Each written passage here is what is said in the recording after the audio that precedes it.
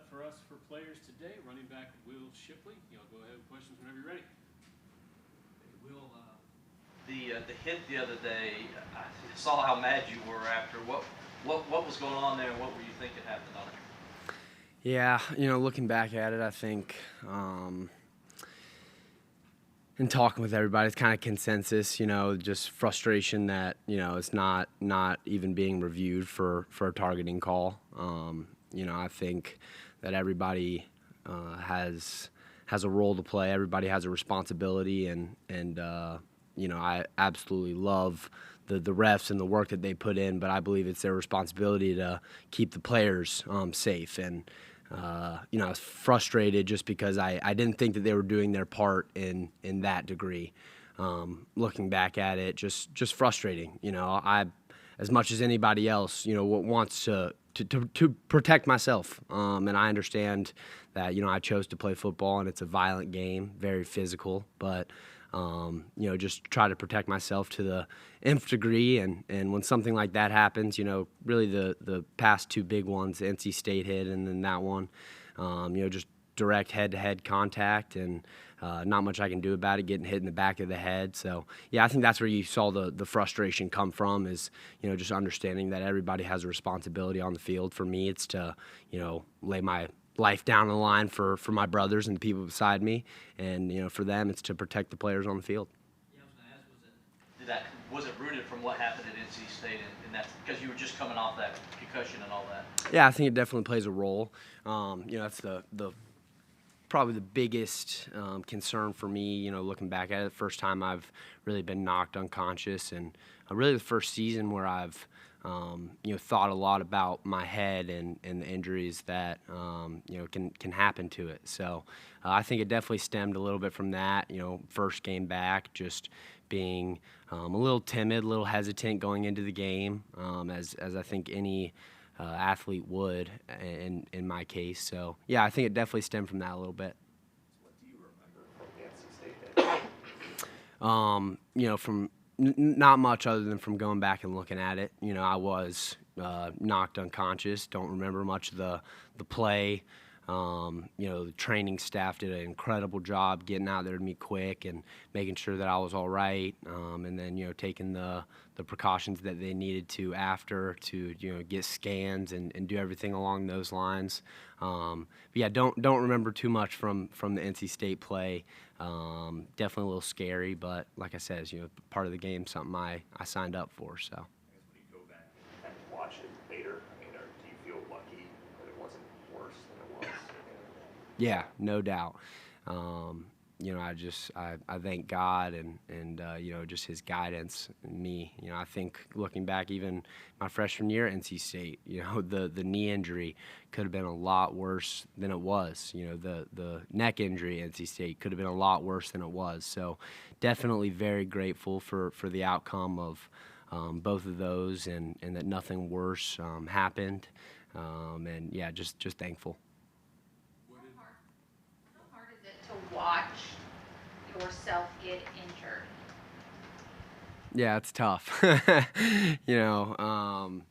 Just going back and looking at it, sometimes you watch other players and you grimace and you think like, oh, what if that was me? How would I feel? But when you're actually watching yourself in that position, it's definitely a little different. It's a different perspective, something that just kind of goes through your head. What if this happens? What if it was a little worse? What will my life be like after I'm done playing ball? So all those questions just, go through your head, and it's something to think about. But yeah, looking back at it, it's definitely a little weird when it is you, on the field getting injured. I know for us as soccer players, it was always like if you started playing at all afraid of getting hurt, that's like when you really open, because then you were going half in. You weren't, for us it's all like the leg-knee situation. But for you guys, is that similar as well? And how are you handling that mental adjustment of not playing afraid and concerned, but playing smart about what you're doing out there?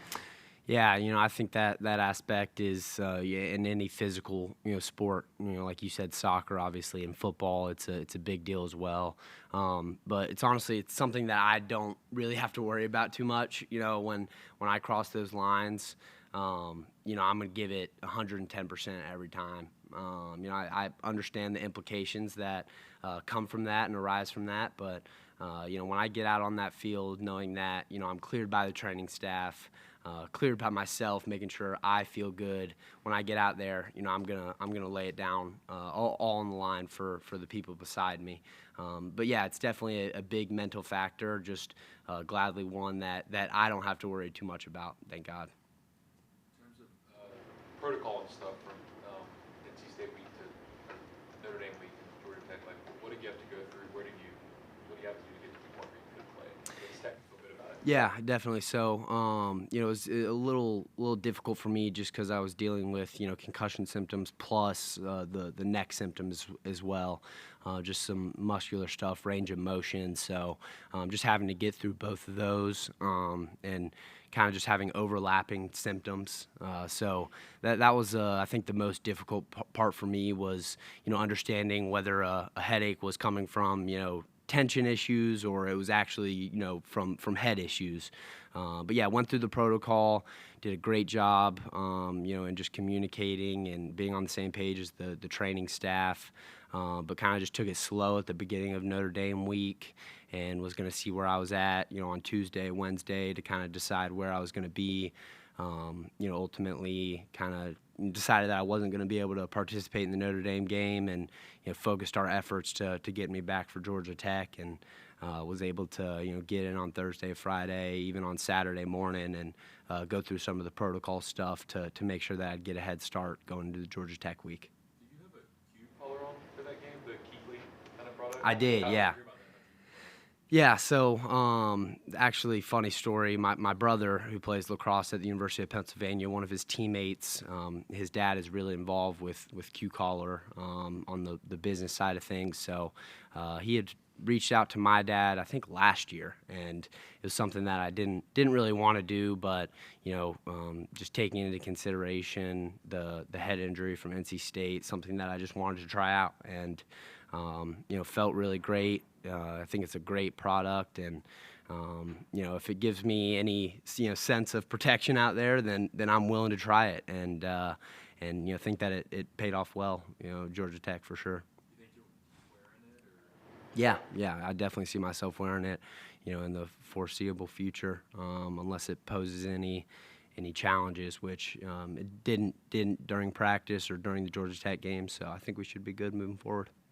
I think Bo was saying that he thought there was something a little different with you coming back the week of this game, just a little determined. I think Coach Sweeney even said like maybe you were a little mad because people forgot about you. Was there any extra fuel kind of coming into that week and going into this game just because maybe some people forgot what you could do? Yeah, for me, it's just as a competitor, it's a difficult standpoint for me because, one, I got my best friend out there, rushing for almost 200 yards, absolutely kicking butt and doing his thing, something that he's worked for, side by side with me since we got here. So I was so pumped for him, so happy for him. But as a competitor, anytime I have to just sit on the sideline and watch a game, it kills me because I want to be out there. I know the work that I've put in, and I just want to exemplify that and be able to show that. So, kind of a sour, sweet taste, talking about the Notre Dame game just because Phil did so well, and he stepped into that role just like I knew that he would, and this program knew that he would. But then also just the competitor in me, wishing that I was out there, just being able to help my team in any way possible. I mean, I know we've talked to you before that like you maybe a person a few bookmarks on social media. Like, did you do any bookmarking or like noting what people were saying? No, tried to stay off of social media as much as I could, just with the head injury and everything like that. But there's definitely, I think, just a different determination. Anytime you're pulled away from this game, you just realize how much it really means to you and how much you love it. So, just knowing that I was going to be able to get back out there on Saturday against Georgia Tech, drove me a little bit, and just wanted to put everybody back on notice, I think. What was it like watching Phil's day unfold against Notre Dame? Oh, it was incredible. I wasn't able to be as heavily involved in his preparation as I would have liked leading up to Notre Dame, just from kind of being taken away through the protocol and everything like that. But got a chance to talk with him Friday night before the game, Saturday right before the game, and I knew what happened was going to happen, just through our discussions, our talks. He was so prepared and ready for that moment, and that's what makes him so special. But yeah, just being on that sideline and seeing everything come to fruition, and him just go out there and just kill it. It brought a smile on my face. As much as I wanted to be out there, if anybody was gonna kind of fill that role and do it in such a great way, I would have not rather had anyone do it but Phil, for sure. What do you remember your touchdown run, and was there a different feeling again coming back after you've been through and to make a play like that? Yeah, it was tremendous. I love getting in the end zone, especially in Death Valley. But to kind of knock it off, I mean, I forgot who I was joking with, but I think it's the biggest hole that I've ever run through in my football career. Talking Pop Warner, middle school, everything. So huge shout out to those boys up front.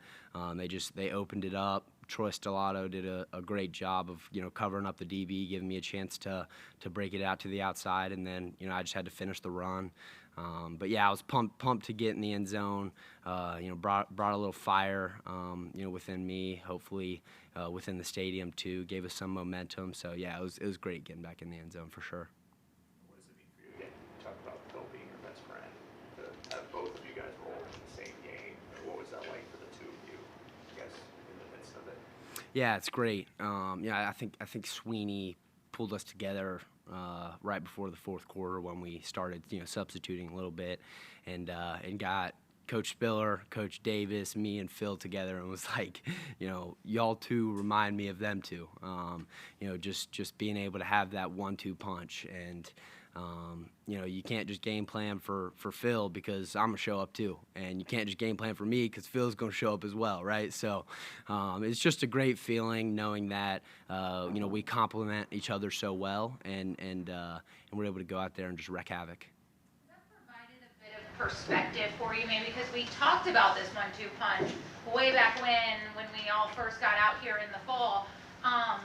But given your competitive edge, your want to be that dude, to be the one, has this experience and seeing the Notre Dame game and last week's results, has that given you a bit more of a perspective as you always talk about, you're kind of like fighting that internal demon of like being so intense and being that guy, the benefits of it? Mm-hmm. Yeah, I was talking with Coach Spiller last night just in terms of, using the past 2 weeks and the rest of the season as a learning opportunity for me. I haven't not started a game since NC State my freshman year, right? So for Coach Spiller to call Phil and I in and say Phil's the guy, going out for Georgia Tech, and me having to, like you said, kind of fight that inner demon, like I want to be out there first, but also understanding that this is such an opportunity for me to grow and for the future experiences that I do have, just to be able to use this opportunity and to cheer Phil on and to just be side by side with him, with Coach Spiller and just help this offense in any way I can, help this team win in any way that I can as well. We'll take one more for Will. Let's give the priority to anybody on Zoom. Anybody on Zoom have a question for Will? Hey, Will. Larry Williams with TigerIllustrated.com.